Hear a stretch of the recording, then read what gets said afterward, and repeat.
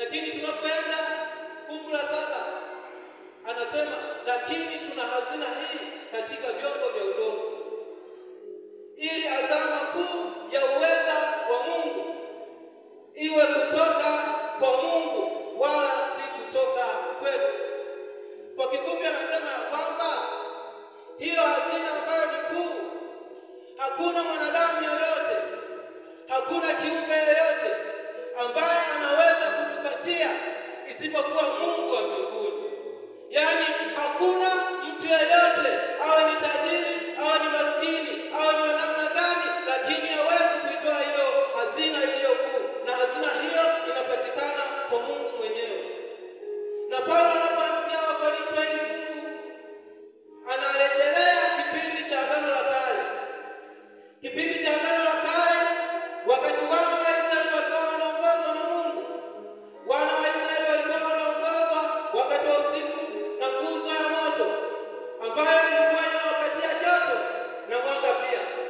Lakini huyu Paulo anaendelea kurejelea katika kitabu hiki cha Wakorintho akiwa anamaanisha kwamba ilipofika wakati wa mchana, hawa wana wa Israeli walikuwa wanaongozwa na nguzo ya wingu ambayo ilikuwa inawaongoza njia wakati wa msafara, wakati wakiwa wanaelekea katika nchi ya ahadi.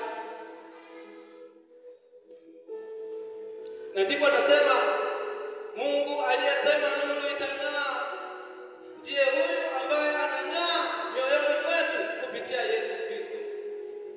Unaposoma kitabu cha Samueli wa kwanza sura ya 4 unaona mapigano kati ya Wafilisti na wana wa Israeli, na wakiwa wamekusanyika kwa ajili ya kupigana.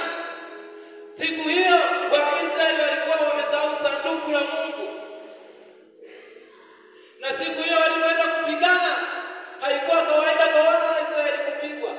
Wana wa Israeli kila walipokuwa wakienda vitani walikuwa wakishinda, walikuwa wanapiga, lakini kwa siku hiyo waliweza kulisahau sanduku la agano la Mungu nyumbani au kule ambako lilikuwa linakaa, na ndipo wanaelekea katika vita kwa ajili ya kupambana na Wafilisti wakiwa hawana uwepo wa Mungu.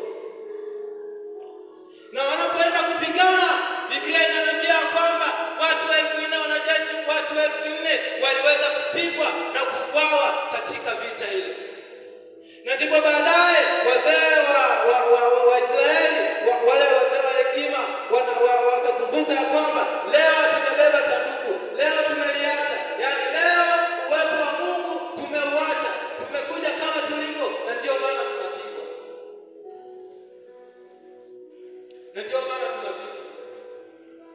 Na ndipo wakawatuma watu waende wakachukua ile sanduku la agano.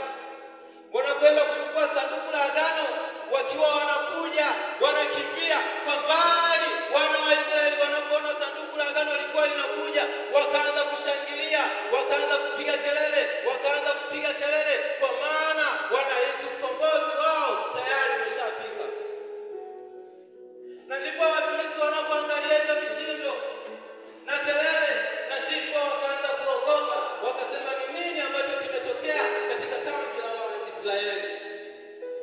Na ndipo wanatazama, na ndipo wanaliona sanduku la agano ambalo lilikuwa ni uwepo, ni ulinzi kwa wana wa Israeli kuwapigania katika vita, likiwa linakuja